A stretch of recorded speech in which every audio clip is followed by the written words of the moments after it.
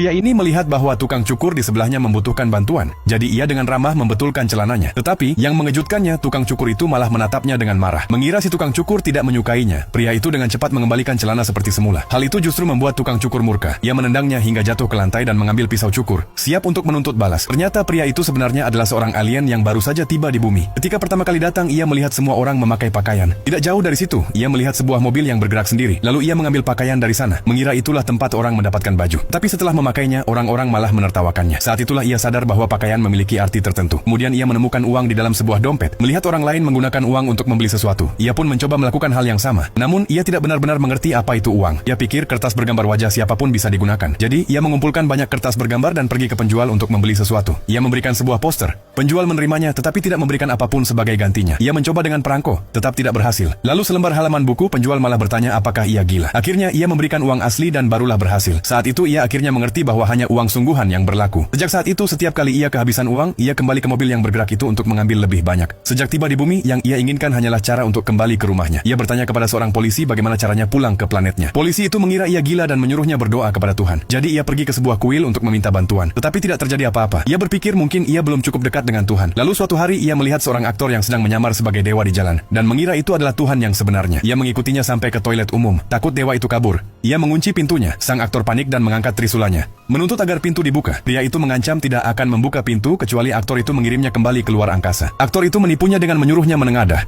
lalu memanfaatkan kesempatan itu untuk merusak kunci dan melarikan diri.